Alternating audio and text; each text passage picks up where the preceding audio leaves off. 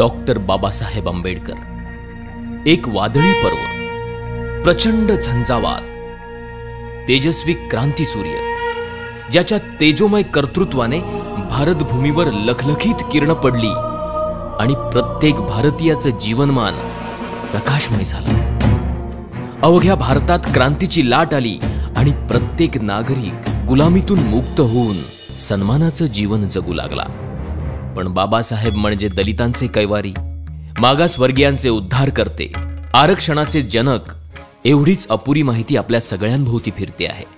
म्हणूनच या पलीकडे जाऊन या तेजोमय सूर्याचे व्यक्तिमत्व समस्त भारतीयांना कळावं म्हणून हा प्रपंच.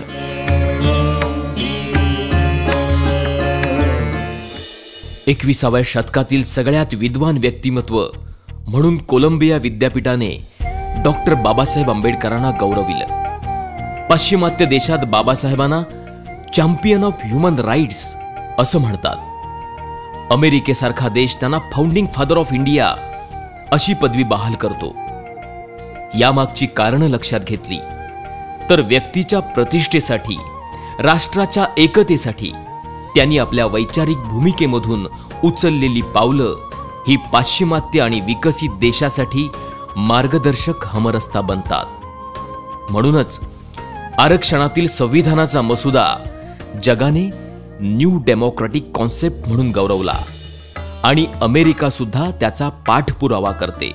बाबासाहेबांनी आपल्या संपूर्ण जीवन पद्धतीत बुद्ध, फुले, संत कबीर यांना गुरु मानलं आणि त्यांच्याच विचारांची छाप त्यांच्या समग्र साहित्यामध्ये आणि चळवळीमध्ये आपणाला दिसते. भारताच्या भूमी स्वातंत्र्याचा लढा प्रत्येकजण आपापल्या परीने लढतच होता, पण भारतीयांच्या स्वातंत्र्याचा लढा फुलेंच्या जीवन पद्धतीला आदर्श मानून बाबासाहेब लढत होते. त्यांनी महाडच्या चौदार तळ्याच्या संग्रामावेळी मला या देशात समता, स्वातंत्र्य, बंधुता आणि न्याय यावर आधारित अशी समाज रचना घडवायची आहे की ज्याचा एकक व्यक्ती असेल ही गर्जना केली आणि संविधानामार्फत त्याची पूर्तता सुद्धा केली. म्हणूनच डॉक्टर बाबासाहेब आंबेडकर फक्त मागासवर्गीय समूहाचेच नाहीत तर प्रत्येक भारताच्या नागरिकाचे दीपस्तंभ ठरतात. 1919चा कायदा असू दे, 1935चा असू दे किंवा भारताच्या संविधानाचा मसुदा असू दे, त्यामागे प्रत्येक नागरिकासाठी त्यांनी केलेल्या मताधिकाराचा रोमहर्षक संघर्ष आपणाला इतिहासामध्ये सापडतो. एक व्यक्ती एक मूल्य, मताचा अधिकार, स्त्रियांना सन्मान, मजुरांच्या कामाचे तास निर्धारित करणं, आर्थिक न्याय, पाणी प्रश्न, संस्थानांचे विलिनीकरण, अर्थशास्त्र अशा कितीतरी आघाड्यांवर बाबासाहेबांचं कार्य अधोरेखित होतं. या सगळ्या गोष्टी भारत देशाला प्रगतीच्या आणि विकासाच्या मार्गावर नेणाऱ्या आहेत. त्यांच्या समग्र चळवळीचा गाभा आपणाला भारताच्या संविधानाच्या प्रास्ताविकेत सापडतो. अर्नेस्ट वॉर्कर या प्रसिद्ध विचारवंताने हीच जीवन पद्धत आदर्श जीवन पद्धत आहे असे गौरवोद्गार काढले आहेत. या जीवन पद्धतीवर आपल्या सामाजिक आशयाच्या पुस्तकात आपण हीच जीवन पद्धत सांगितलेली आहे असे गौरवोद्गार काढून बाबासाहेबांच्या समग्र जीवन पद्धतीचं सार त्यांनी आपल्या लेखात सांगितलेलं आहे.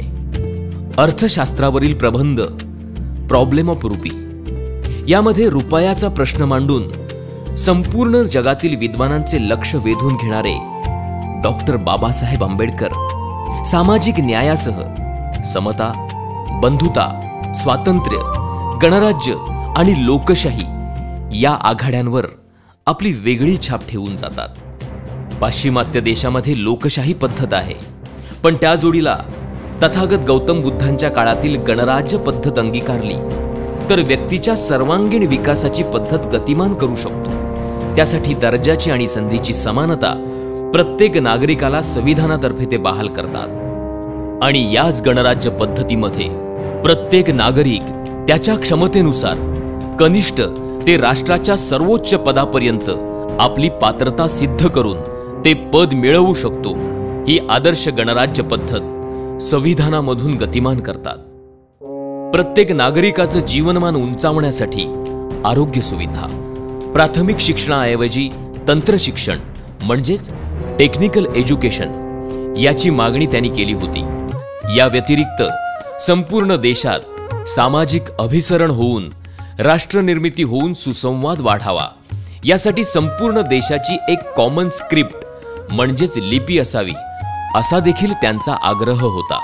त्यामुळे प्रत्येक भाषेचं साहित्य प्रत्येक भारतीय नागरिक वाचू शकेल आणि बंधुता विकसित होऊन भारत एक लोकशाही राष्ट्र म्हणून उदयाला येईल ही त्यांची भूमिका होती। आज भ्रष्टाचार जणू शिष्टाचार झालेला आहे। भ्रष्टाचाराची ही सुनामी वेगाने आपली मूल्य नष्ट करून टाकते आहे। त्यावर उपाय म्हणून निवडणुकांचा खर्च सरकारने करावा, कारण निवडणुका ही सरकारची गरज आहे।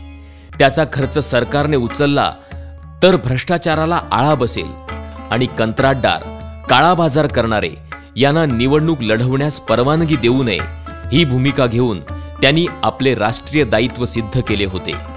प्रांतिक, धार्मिक, सांस्कृतिक अस्मितेच्या पलीकडे जाऊन राष्ट्रनिष्ठेला ठेच पोहोचवणाऱ्या या गोष्टींपेक्षा मी प्रथम भारतीय आहे आणि अंततः भारतीयच राहीन ही भूमिका सगळ्या भारतीय नागरिकांनी घ्यावी, तरच आपण ताकदवान राष्ट्र बनू शकतो याची ग्वाही देऊन राष्ट्रप्रेमाचा जाज्वल्य दाखला त्यांनी दिला होता।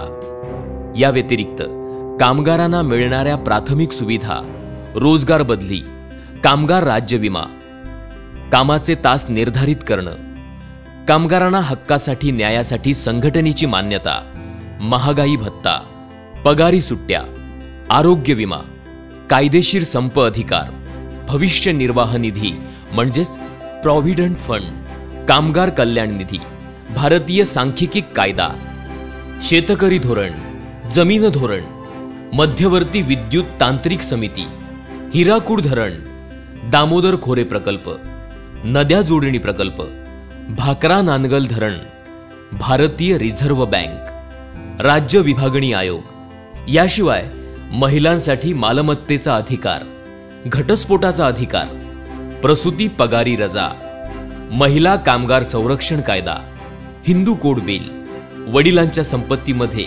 मुलांसोबत मुलींना सुद्धा समान अधिकार, अशा वेगवेगळ्या स्तरांवर बाबासाहेबांचे कार्य मार्गदर्शक ठरते आणि काळाच्याही पुढील द्रष्टा नेता ही बिरुदावली त्यांना सन्मानित करणारी ठरते। राजेशाही संपली, सरंजामशाही लोकशाहीने उद्ध्वस्त केली, घराणेशाहीला आंबेडकरवादाने आणि लोकशाहीने सुरुंग लावला। आता लोकशाही समोर आवासून उभी आहे ती भांडवलशाही। यावर जगाला फक्त अर्थशास्त्रज्ञ बाबासाहेबांची भूमिका आणि नीतीच तारू शकते।